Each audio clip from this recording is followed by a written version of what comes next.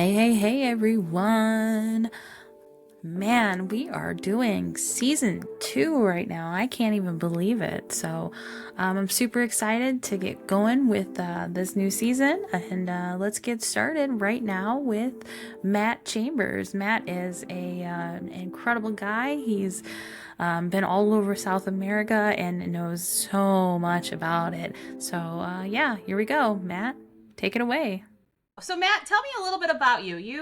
So you started your work in Latin America. It sounds like you've been kind of working and traveling and visiting that area for 2 decades now. Is that right? Almost, yeah. That's 2006. awesome. I was in college, and I grew up in small town West Virginia. Had absolutely no interest in learning Spanish. I was probably your typical American at that time that was like, what do I need Spanish for, right? No, not probably. Right. I was definitely that person. Why do I need Spanish? And my very last semester of college, I had a guy from Madrid that was my teacher, and the only way that I was going to graduate on time and not have to take a complete separate semester was to do an intensive Spanish course. And Okay. if I'm not wrong, I think it was either 3 hours a day, 3 hour or 3 days per week, or it was like an hour and a half, 5 days a week. It was something like intensive Okay. Spanish, right? Yeah. And so I hated it. I hated like every single minute of it. And but the guy pulled me over at the end of one of the classes and was like, for a guy that has such a thick accent in English, you seem to really pick up this language. Why don't you take more interest in learning it? And I was like, okay, maybe, but I had no interest. And Right. so he invited me out one night with all this, Latino group in West Virginia, and I met these Venezuelan guys, and we were 22 years old, out partying our last week or two of college, and or, 6 weeks of college, whatever it was.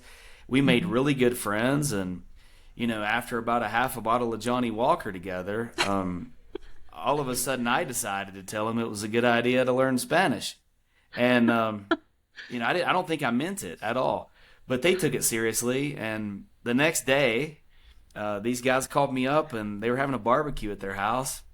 And long story short, this guy says, "Well, I talked to my mom this morning and she said you could come live with us in Venezuela for a few months." And I was like, "What? Wow. Wait, I didn't sign up for all this, right?" And so, after some wiffle ball in the yard and some barbecue and probably another half bottle of Johnny Walker, I bought a flight the day I, planned to graduate, or we were scheduled to graduate. I bought a flight to Caracas, Venezuela in 2006, and Okay. so that started my Latin American journey. And did a few months there. It was incredible. Go back to the States and got into a wholesale furniture business where I ended up building a furniture business to about $8 million worth of sales, and that was Oh great. So wow. got out of, but I stayed connected to Latin America the whole time, and even during that business, I probably didn't. No, I definitely didn't speak Spanish very well, but I spoke enough Spanish and was interested enough that when we'd have these big trade shows, the guys from a lot of these companies would just hand me over all the Latin American retailers that would come to these trade shows. And with my limited Spanish, somehow uh, got this guy from Venezuela. He bought about 100 and some thousand dollars worth of furniture from me at one trade show. And in Wow. my mind, I was like, this is not real, right? He's not going to pay for this because most banks won't finance international businesses in the U.S. So it's all prepay. I was like, there's no way Hmm. this dude's going to just send me 100 plus thousand dollars in prepaid furniture, right? Well, like the next week, he emails me and says, "Hey, can I get your bank account information?" And I was like, "Sure." Sending the bank account information, and boom, all of a sudden I get this large deposit. And Wow. long story short, over several years, I ended up building that to a little bit under $1 million in Latin American sales. That's overall revenue, right? That's not money in my Right. pocket. If it was, Right. I'd be on an You probably island wouldn't be somewhere at here this point. talking to me. Yeah, exactly. And so, yeah, but I built that into about $1 million worth of sales throughout Latin America with several clients. And I've just stayed connected to the continent since. And I don't know, I just always felt like I kind of had a calling in Latin America, it treats me well, and I love it. I think it loves me, and that's kind of where this whole journey took me. That's But awesome. yeah, pretty cool. Man, Johnny Walker will just bring you to the right places, right? Yeah, it's taken me a lot of places that have really been good, and it's taken me to a lot of places that haven't been so good. So, Understood. but now I don't drink at all. It's interesting. I haven't really drank at all in about 5 or 6 years. So I couldn't touch Johnny Walker and I. We had a fight when I was what? Well, I don't even want to say because it's definitely not 21. I haven't talked to him since. He definitely got the best of me. yeah, That's all I know about yeah, that. he's gotten the best of me plenty of times. Yeah. So we don't hang out anymore, but yeah. Okay, so how many countries in Latin America have you been to? I don't even know the answer. I would say I've probably done about somewhere between 25 and 30 countries in total over the years, something like that. Awesome. Most of that's been Latin America, and then I've done a lot of scuba diving in the Caribbean and things like that. But the majority, I mean, most of the places that people want to go in Latin America, I've been to. Okay. Several parts of Mexico, including Mexico City, Cancun, Argentina. Spent significant time Brazil, Colombia, Venezuela. There've been quite a few. Yeah. Do you have a favorite? Brazil. Okay. Yeah, Brazil. Hands down, Brazil. Is there a reason why you like that the one the best, or just kind of stands out to you? I say this all the time. I talk to a lot of people on my own podcast and in my personal life. They're like, where should I move? I feel like a lot of people want to make the transition and have an international experience, but for fear or for just work reasons, I'm not real sure. A lot of people never end up doing it, but when they ask me, where should I move? A lot of these guys have spent hours and months and some of them years studying on Google where they should go. And, I think that's a good starting place. I don't argue with that. But for me, because I did the same thing and still do the same thing, but I think it's a feeling you get. I think you just have to go to a lot of different places, and all of a sudden you'll land on one and you'll say, hey, this is the right place for me. And for many years for me, I thought that was Colombia, and it was Colombia for a while. Colombia has a heck of a lot to offer, had a lot more to offer before, in my opinion, to people than it does now, because it's gotten a little dangerous, a lot dangerous, actually. But Colombia just is probably the most convenient place that I could ever imagine living. And what I mean by convenient is they just make life so easy in Colombia. I've never been to a place where life is made easier for a person than in Colombia, and for the locals as well as expats. But Brazil for me was, going from the U.S. to Colombia is quite a drastic change. I bet. Because you're going from super first world, really, all the things that you know about the first world, to super third world. And then Brazil gives you a mix of both. Okay. You still get the Latin American experience in Brazil, but Brazil also has the business acumen, especially if you're in Sao Paulo and all those southern Brazilian cities. You still have really highly educated business people that you could talk to, which I love, and people who are really trying to do things. And then at the same time, it still maintains its fun, chill Latin American, I guess, environment, if you will. Oh, okay. Yeah. So I felt like it was in the middle somewhere.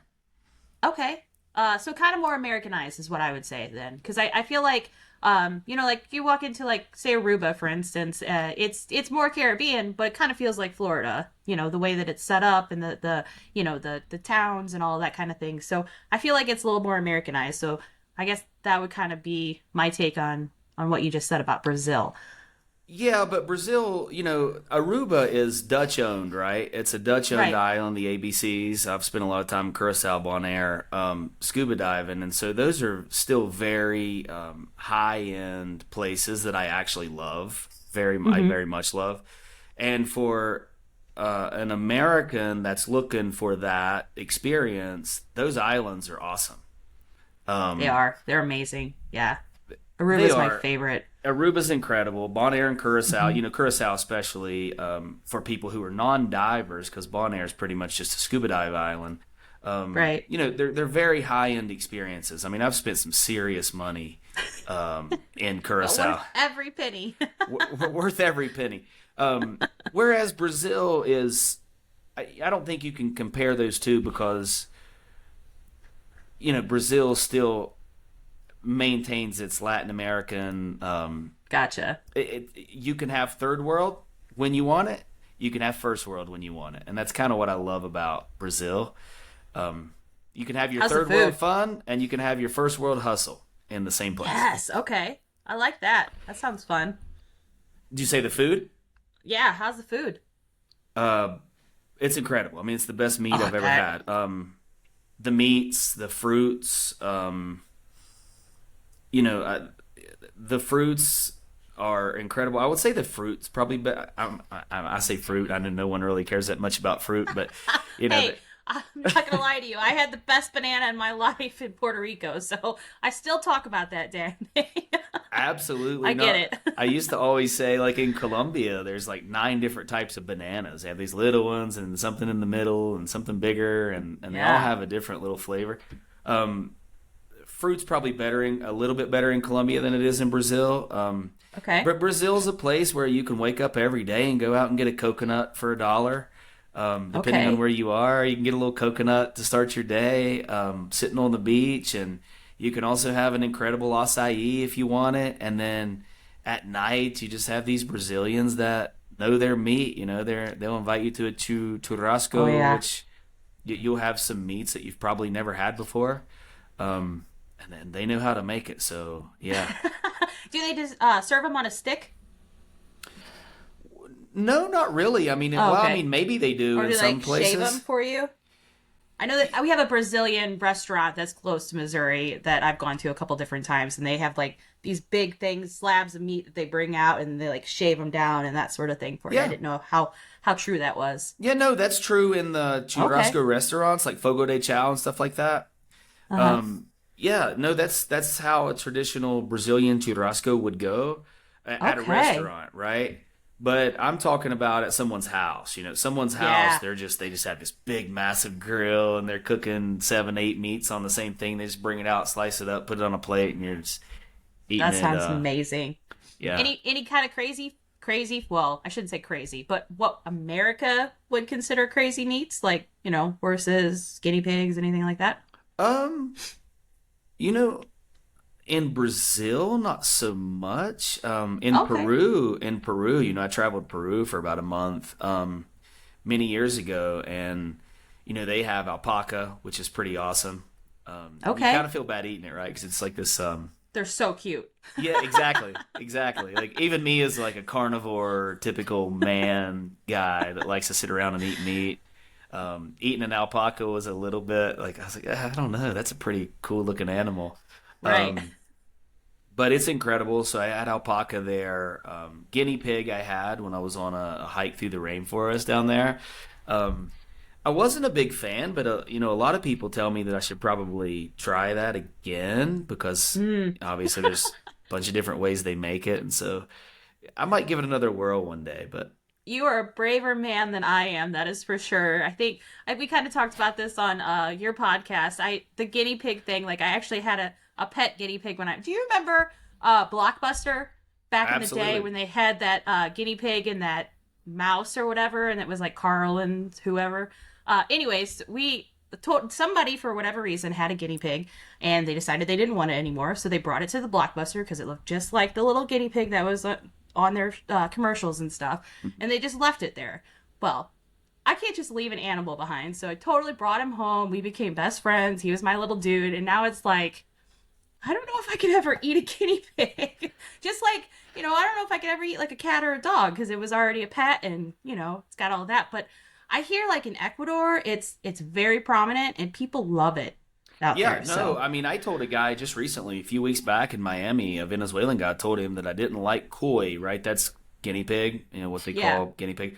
I told him I didn't like it, and he looked at me like I was stupid. He was like, "It's incredible," and I'm like, "Well, I must have kind of gotten a bad rap on this guinea pig, 'cause I've had several people tell me that." Yeah. My Yeah, they experience love with it. guinea pig, I think the experience that I had getting to the guinea pig itself was probably cooler than eating the guinea pig, if you will. Oh, Um, okay. yeah, I did a 4 day, 5 night or 5 day, 4 night hike through the Salcante Trail in Peru, which is Ooh, incredible. I Um, bet. it's like the second most frequented hike down there that leads you into Machu Picchu. Okay. Um, and we kind of did it last minute, and at that time, and I think still, they're limiting the people that they allow on the Inca Trail. I think you have to sign up, and maybe it takes a year or two to even get on the trail. Oh, wow. Okay. And so we were forced to do the Salcantay Trail, which takes you through some frozen lakes and rivers and all kinds of craziness. It's maybe about a 50-mile hike. I'm not exactly, Oh, I wow. remember, I think it's about 50 miles. But you camp out every day.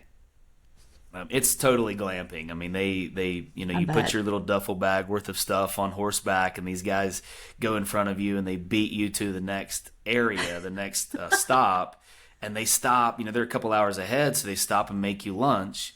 You have lunch, hang Oh, out for a little while, then you do another hike in the afternoon. Same thing for dinner, and then you shower and sleep and all that.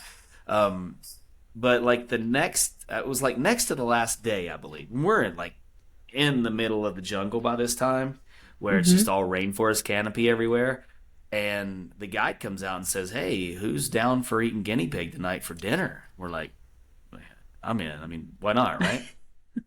I thought maybe they had these guinea pigs somewhere. They're just going to kill them, put them on the plate. Or maybe they were frozen. I had no idea. Oh, no. And he said, "Who wants to go with us?" I'm like, "I'll go." So, Volunteer. yeah, I'm in. I mean, what else am I going to do, right? I'd rather do that than ride around in a van looking for guinea pigs than I would hike for another Right. 10 miles today. So we go to this guy's house in the middle of the rainforest, and it looks like basically a shack. I mean, it was probably more like you'd see a mobile home in the U.S. Hmm. Um, walk in, knock on the door. They obviously knew each other. Kind of walk in the front door, walk out the back door, and this guy has a fenced-in yard, and it's just full of guinea pigs. Had nothing but guinea pigs, Oh, my in God. literally in his backyard. That would And be a you're like, farm, I'm guessing. "What the heck is this?" And so then he's like, "Which one do you want?" And in my mind, I'm kind of like, "Well, I don't really want either I now don't, that I'm seeing them I like don't want to walk pick it around out out. here, right?" Like, They're cute. but I guess I'll take that one. They all look the same. And so he goes out, and we picked out, I don't know, it was maybe 6 or 7 guinea pigs for all of us. He goes out, put it live into a burlap sack, and Oh, no. ties up the sack. We put it in the van. They're completely alive.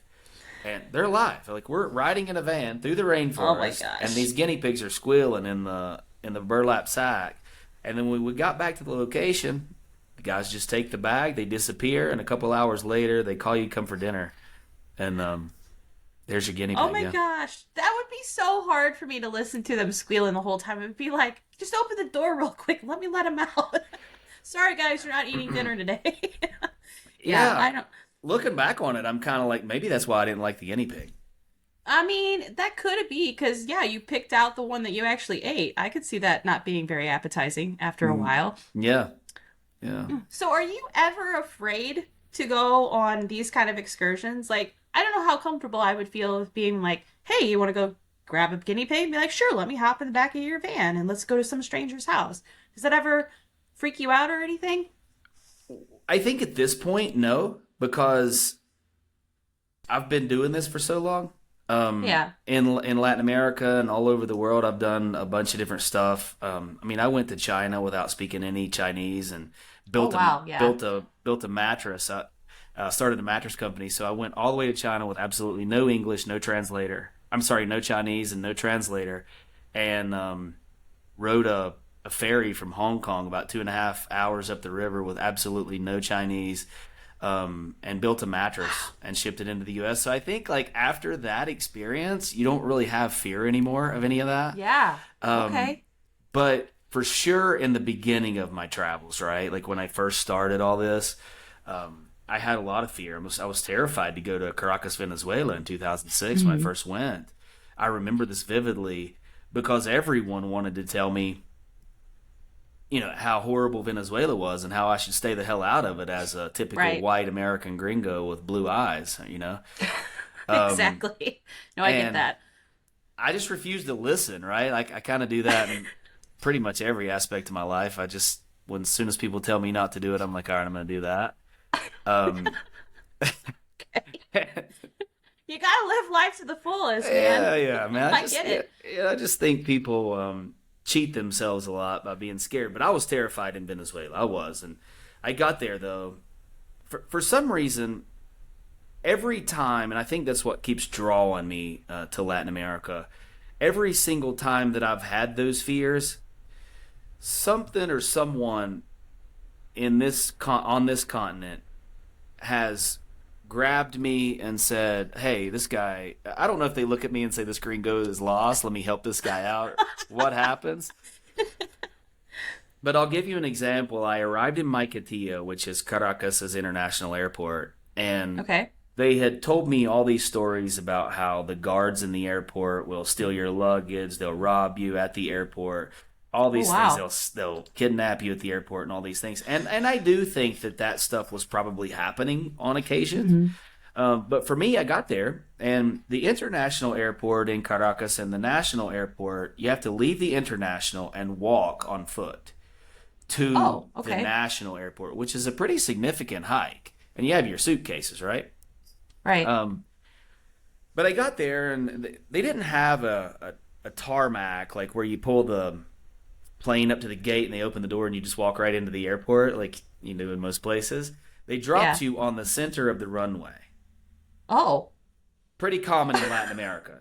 On the center of the okay. runway, and then you go down the stairs, and they put you on a little trolley, I guess, if you will.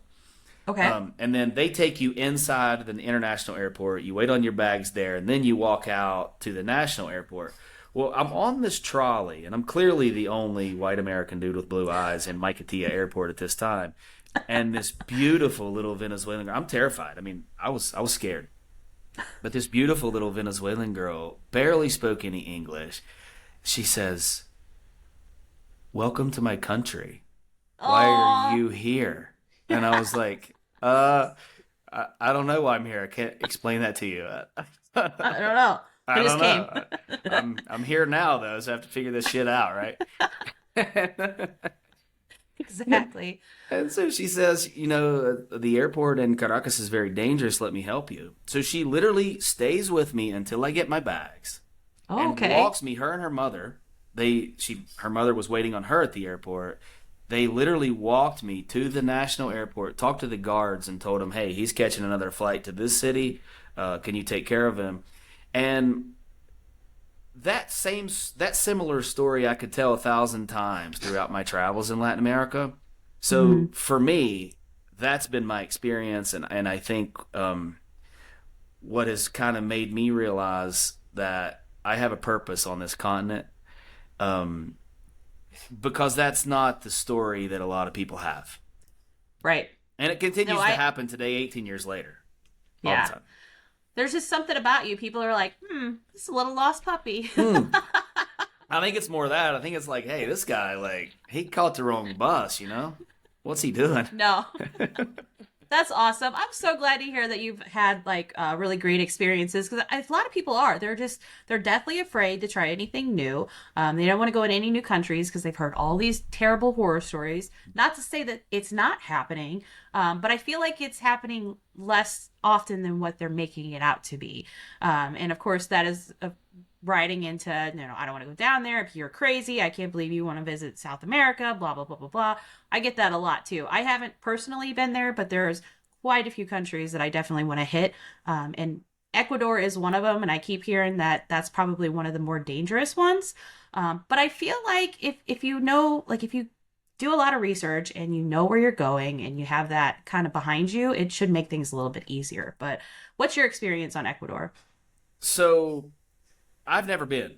And Okay. I almost went a couple years back, and then all that stuff started with the riots in Quito and Right. all that stuff. And um, frankly, I just don't know that it. I do want to go to the Galapagos, and there's some other places like Right. Baños, which is Yeah. pretty cool, little adventure city that I'd like to see at some point. I just don't know that at this point, Ecuador, besides the Galapagos, has enough.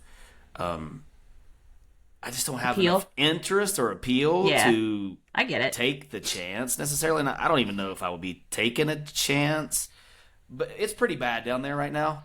Yeah. Or at least it has been. I haven't kept up with it over the last few months.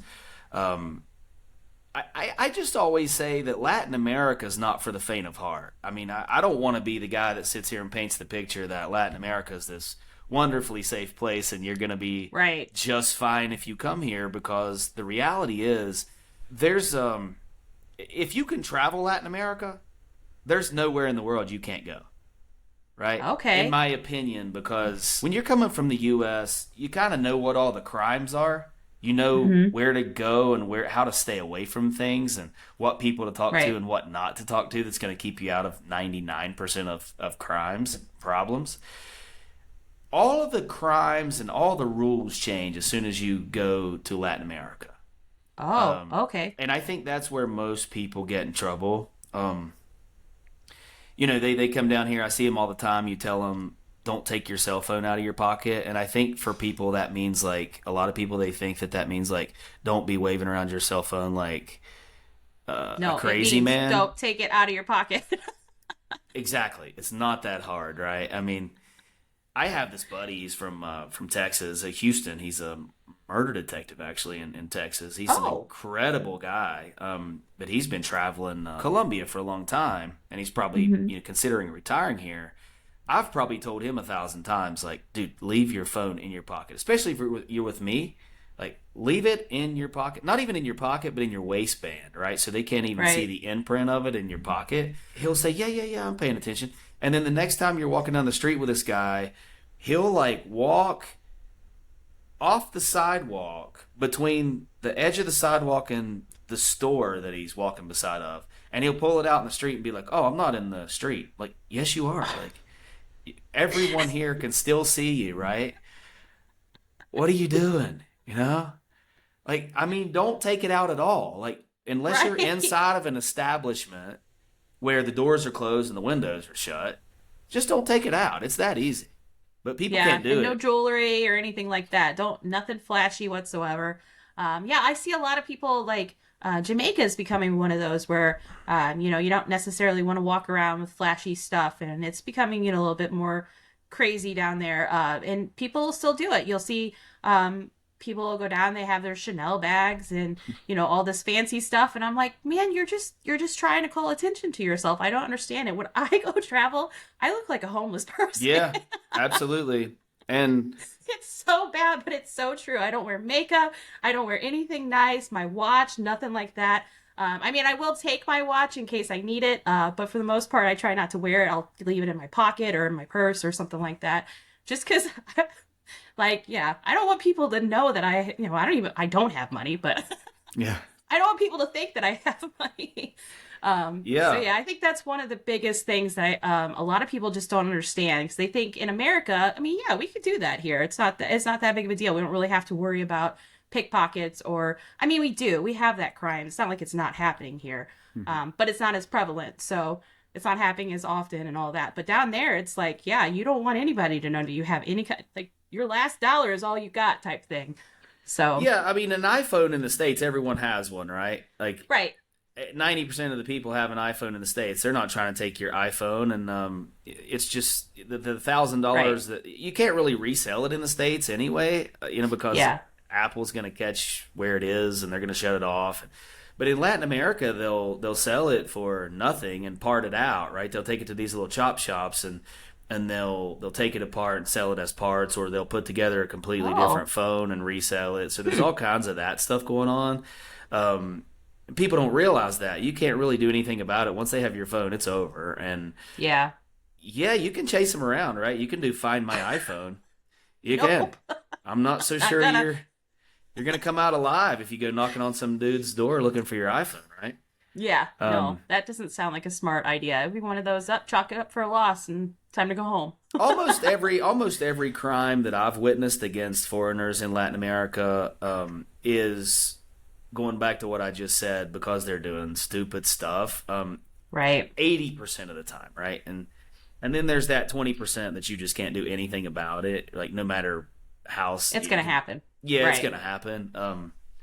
I had a buddy that came down. He's been to probably 70, 80 countries, and he's an older guy. Well, he's probably 60 now, but when we were traveling together, he was probably 50. And he was like, "Oh, I've been everywhere, man. I was trying to tell him, don't take your cell phone out. I've been everywhere, man. I got it. I got it figured out." So we're over on the coast in Colombia taking a little beach trip for a couple weeks, and it was like when that Samsung Galaxy S7, or it was like 10 feet long, that big, huge. like, I can't say anything because I have Samsung and it's gigantic. Yeah, they're gigantic. They look like Zach Morris from Saved by the Bell cell phone, And Yes. that's what this guy had, right? And so the whole entire week that we're traveling together, there was like 6 inches of his phone. He put it in his back pocket where your wallet goes in his khaki shorts. And about 6 inches of that phone was hanging out of his pocket. And 2 different times, in Bogota and in Santa Marta, we got robbed for his cell phone.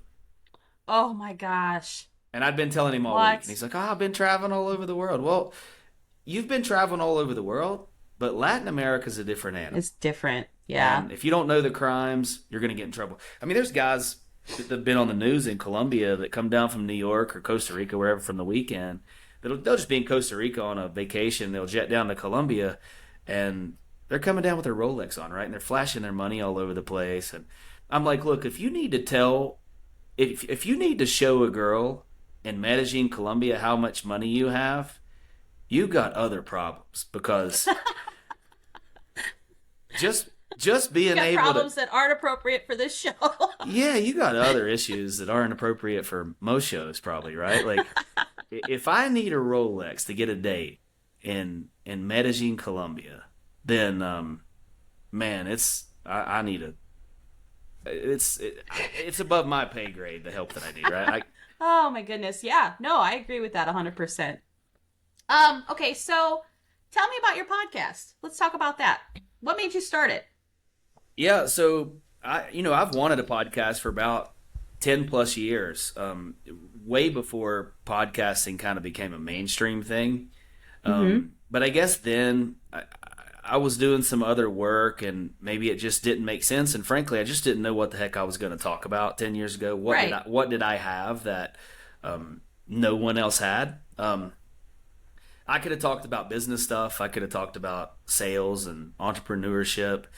But, at the end of the day, like, who the heck am I against guys like Gary Vaynerchuk and, all these major entrepreneurs that have their own podcasts? So I was like, all right, nobody's going to care about this. And so I kind of just kept putting it off. And about, many years ago, I kind of realized that a lot of these Americans that I would find in my travels, once they would find that they would see me in a restaurant or a bar or something, and once they figured out that, oh, this guy's been here for a while, because you can clearly see my comfort level in these places, Right. They would come to me for advice on things like, who's a real estate agent, who's an immigration person, who's I need this or I need that, because it was obvious I had been here for a while. And so after a while, I was like, man, I should be charging for all this stuff, right? And I never charged for it. I just gave the advice for free. And a couple years back, I have a buddy who was on my podcast actually early on. He's a multi-millionaire real estate investor in the States. And he does a lot of real estate investing internationally now, just because he has extra money and he wants some play places and, just to see. Play Monopoly in real life. Why not? Yeah, exactly. That's kind of what he's doing. Goal. We became friends before. He's probably 65 years old now and kind of has become a mentor for me. And it was about 2 years ago, and he was like, "Man, with all the knowledge that you have that no one else has in these arenas, in these areas, you need a podcast." And so I had already been thinking about it, but when he said it, it just kind of slapped me in the face, and I was like, I just need to get this going, because Yep. my phone rings off the hook all the time of guys saying, "Hey, man, I'm in Mexico City. Do you know anybody here that helps with migration?" Or, I mean, all the time, just from friends I've met along the way. And so when he said that to me, I started thinking it through, and I was like, I've wanted a podcast for many years. Let me iron this out. And so it took about a year or so of me kind of organizing my thoughts and trying to figure out what can I provide to people that I don't really see out there right now. And Right. there's some stuff out there. There's plenty of guys on YouTube that, there's backpacker guys, but that's not me. I'm not the backpacker guy that travels around with Right. dirty socks for a year. That's not the way I live, and I'm not interested. Cannot. Right? And it's not me. I want to take more of the business route, if you will. And so I put this together, and I did my first practice interview with a buddy that was also on my show. We did a bunch of practice interviews, and the very first one we did, he's also was a very successful businessman in the States, and Yeah. he said, "Don't doubt it, just go." And so then between him and Mike, it was all the inspiration that I needed to move this thing forward. And so I did a practice interview with him, and then I did a real interview with my buddy Mike. And when I listened and played it back, I was like, I never realized. Like, I knew I liked to talk, but I never realized that this was a skill that I had. Right. And it was fun. The very first one was fun. Every one that I've done's been fun. And when I play them back, when you play them back, you really get to see what value you're adding to people, because you kind of start listening as a listener instead of the Right. host of the show. Yeah. And I was like, this is a hell of a lot of value for people. If I had even the 25 episodes that I've done so far, if I would have had those 25 episodes when I moved to Latin America, it would have avoided Life-changing. me. Oh, it would have cut me down 5 years of learning time. Just those 25 Absolutely. episodes. So Yeah, no, I'm not gonna lie to you. I totally binge watched. I binge listened to your podcast last weekend, all your episodes, and every single one of them have so much knowledge. Well, maybe not the one with me. I didn't really bring a lot of knowledge to the table, but No, I it think was a lot of fun. I think you did. I disagree. Yeah. I mean, I think if the idea behind this was to talk about, and to discuss traveling, living, and doing business internationally, right? Right. And I think, again, there's just a lot of people out there that are wanting to do those things. And then there's also, they're scared maybe, or they just don't have enough education. And then there's also the newer people who are already living abroad who, it takes, in my estimation, 2, 3, 5 years to figure out Yeah. who's the right real estate person. I'm going to move to Brazil as an example. Who's a real estate person that I can trust that's not going to scam me in Brazil? Who's Right. An immigration person that's actually an expert in immigration? Because especially Latin America, when you travel in Latin America and you just put out on Facebook, "Hey, I'm looking for a visa," there'll be 1,000 people tell you, "I'm an immigration expert," and then it's not until you've already paid them and then you're in the middle of the process that you realize this person doesn't know what the hell they're doing. Right? They just told me that to get my money. So yeah, Yes. and so my idea behind this podcast is to cut that person's 5-year time frame down and give them a complete education on traveling, living, and doing business abroad, because I've done it, and more important than what I've done, it's the people on my show have done, right? They're telling you real stories. These aren't made up bullshit stories. These are real people that I've met along the way. Yeah. And they're so inspiring too. It's amazing to hear some of the accomplishments that your guests have done. My mind was blown all weekend. I was literally just dived in, and I'm like cleaning my house and doing everything, and you're talking in the background. And honestly, I'm not even gonna lie to you, your voice is very soothing. Thank So you. I could see like if you read like a book to me at night, I could totally fall asleep to it. I'm just saying. Maybe throw that in there into I'm the gonna remember mix. that just in case I'm gonna put that in my pocket in case I need that one day. You never know. You might be the next like book reader or something. I don't know. Anyways, just take that as a compliment. Yeah, no, um, I appreciate that. I think that yeah, when I look back, I mean we have a lot of work to do with the podcast, especially in the marketing arena to get it out there yeah, and get people listening.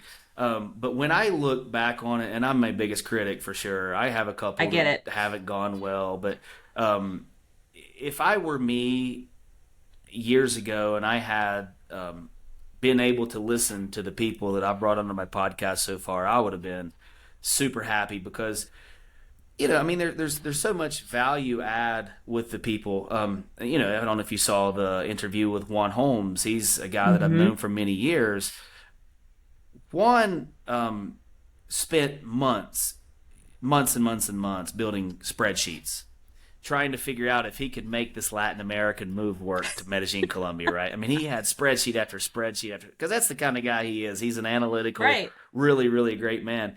Um, Yeah. and he had this all ironed out to every single expense. I mean, down to how much cheese he was going to buy and how much meat he was going to buy and all this stuff. Wow. And Okay. then he had really invested well in the States. He had really invested well there very conservatively, and he had a pretty significant retirement, like a what do you call it, a pension. He had a 401k. Oh, good job. pretty Gotcha. significant Yeah. government retirement check coming in every month. And what he discovered was, well, his retirement check wasn't going to be near enough for him to be able to live in the States. If he would have just lived off the retirement check, then he would have had to draw down the value of all of his retirement accounts every year just to pay the bills in the U.S. Oh. Right? Ew. So now, 10 years later, the value of his retirement accounts would be way, way less because he spent a lot of it. Well, Right. when he moved to Medellin, Colombia, he got a penthouse apartment. I was in it. It's incredible. Huge 3-bedroom, looks out over the whole city. There's Oh, probably a wow. 180-degree view. Eats everything he wants, goes to every restaurant he wants to go to. And he said that I think when we did the interview, he had been here about 8 years or 9 years. He Mhm. has never touched one penny in his retirement accounts that he had invested in, right? And that money has more than doubled twice, Wow. right? That's awesome. And of the money that he gets from his Social Security and all that every month, he doesn't spend it all. So it just rolls over in his checking account. And at the end of the year, he That's amazing. reinvests it. So that's another thing that a lot of people don't know is, it's a strategy. It's a financial strategy if you move to the right place. Right. Yeah, my husband and I were kind of looking into Belize. I know. So going back, you kind of said that when you went to Brazil, it was kind of one of those you just felt like you were there and you should be there and that sort of thing. That's kind of how I felt with Belize. So we've been there twice, and I keep trying to talk my husband into retiring there. But it's so affordable. It's easy to navigate. Everybody is super nice. So it's definitely one of those places where like I can see our salaries going a whole lot further down there than they would here. So that's one of the things that I keep talking. I mean, we're empty nesters now. Both he's getting ready to hit 40. I just hit 41. So we're at that age where it's like, maybe we should do something along those lines. That way we can, our money will go further. We can explore. We'll have tons of places down there because, there's a bunch of different countries and that sort of thing that you can kind of hit. Guadalupe or whatever. Oh my God, Guatemala. Guatemala? Yeah, Honduras and all those both are huge on my list. I definitely want to. Have you been to either of them? I haven't. I've Oh, okay. I almost went to Honduras several times. I actually had a client down there when I was in the furniture business. Hmm. I think he's the largest furniture retailer in that country in Honduras. Oh, okay. We were supposed to have gone to the Roatan scuba diving together, and it just never worked out. Gotcha. I know a decent amount about it just because of what I've heard over the years. Yeah. I hear But it's amazing down there. The water, like the beaches are really, really nice and all that. It's kind of one of those hidden gems from what I understand. yeah, I don't no, know. I've heard the same thing. I think Honduras still has some pretty high crime rates right now. Yeah, The I Roatan know. probably doesn't because it's kind of a higher end place, I think. Yeah.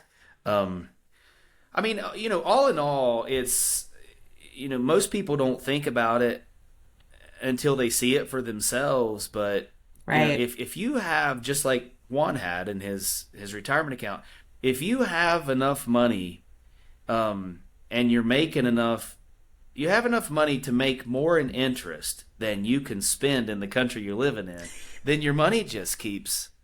You look around 10 Yeah. years later and you're rich, and you had a better life, right? That's the thing that most people don't realize.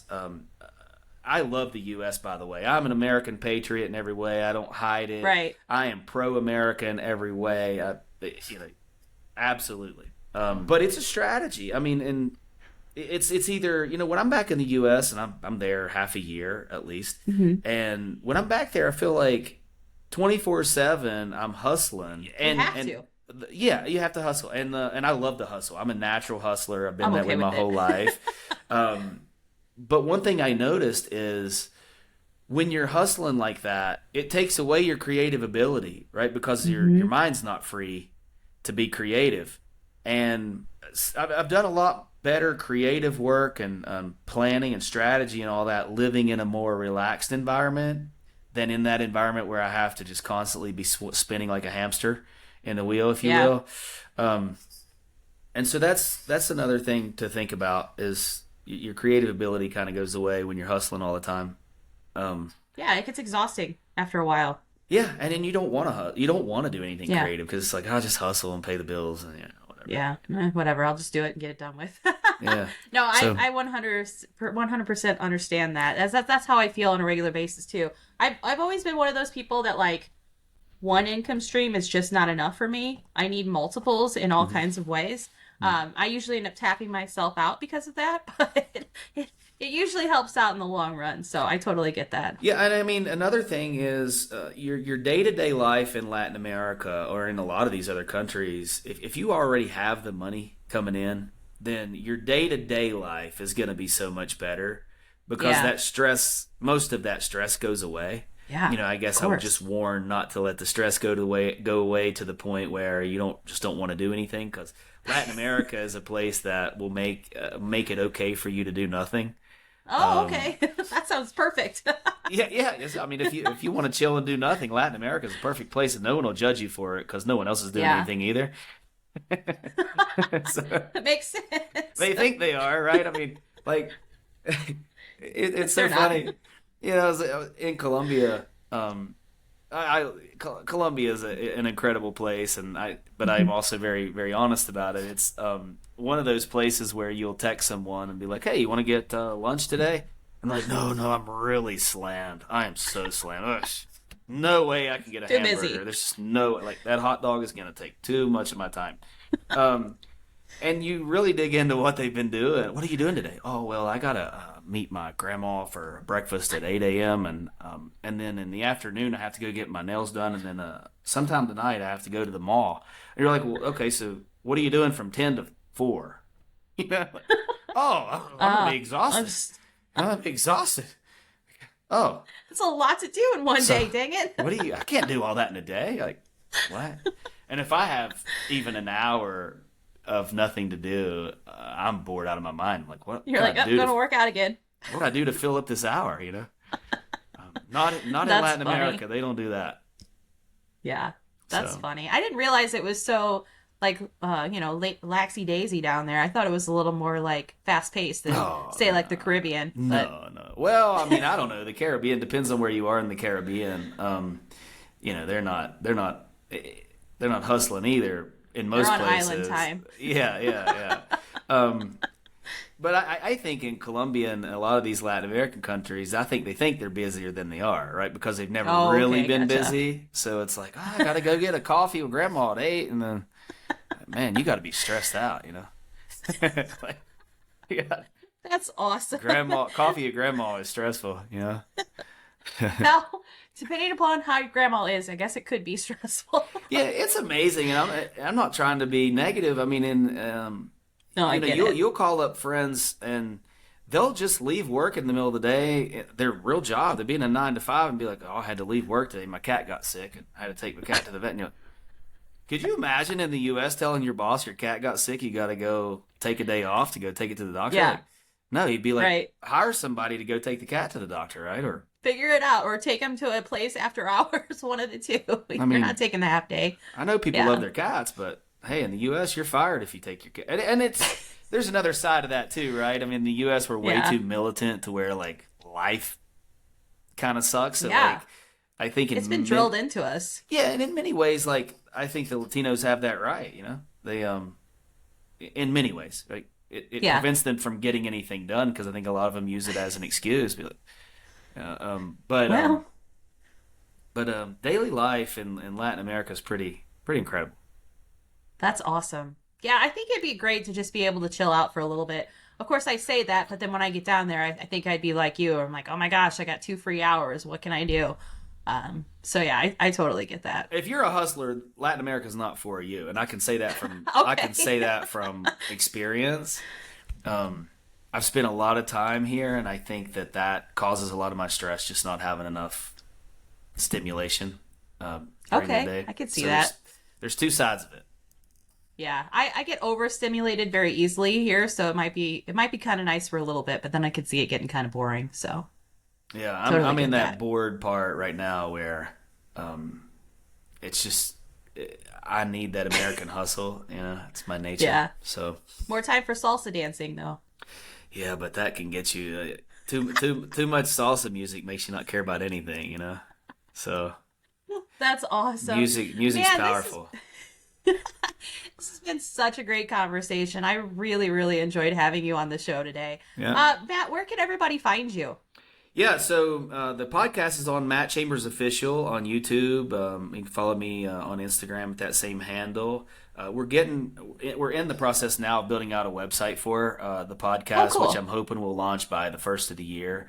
Yeah. And then you'll be able to sign up on the website and put your email in and all that. We'll email you all the episodes, and then you'll be able to stay in touch with us that way. Awesome. So Matt Chambers Official on social media, TikTok as well, and yeah, and then if you stay in touch with my social media, we'll update you guys on what the website is going to be. I'm not quite there yet.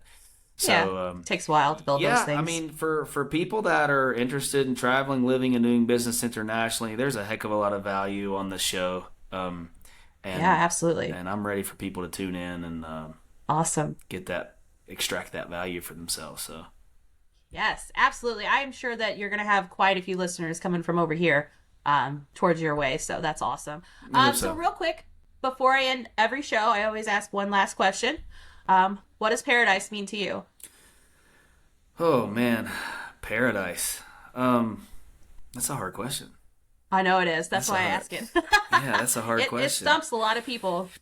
I guess I go back and forth on that. I mean, I think in most people's mind, paradise is laying on a beach somewhere, drinking a Corona or sipping on a Mai Tai. And, Right. I've done that and I don't enjoy it. I like to be busy.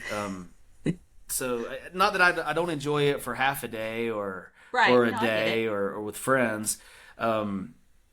But I just think it's in my nature to move and shake and create stuff, and the busier I am, it seems like the happier I am, and the more my mind is free. So I don't know that I'm a beach Mai Tai guy, and I know that most people are going to disagree with that and say I'd rather No, it's all good. Rather It's all be good. on an I've heard a island. lot of different answers. yeah. I get really bored with what we would traditionally call paradise, and I try to keep myself busy creating stuff, and that's what makes me happy is creating Okay. new stuff. And That's awesome. So your paradise is your creativity. I think That's so. perfect. Yeah, I think Yeah. it's just the ability to create. I don't, I love that. yeah, and so that's the reason that I'm working so hard on this podcast. We have a lot of things planned for that that I think are going to help it grow in the future. Some food stuff and some travel stuff that we're going to Yay. add, and yeah, so working on that for now. And right now, I'm enjoying it, and it's I've created my own little paradise with that so far. So yeah. That's awesome, though. You can't ask for anything better than that. Yeah, no, thank you so much for having me on. I really Yeah. appreciate this. It was awesome. Hey there, beach lovers. That's it for today's episode of Beachside Banter with B. I sure hope you had as much fun as I did. Hey, don't forget to subscribe and leave a review if you enjoyed the show. You can catch me on all social media platforms at Life, Love, and Travel.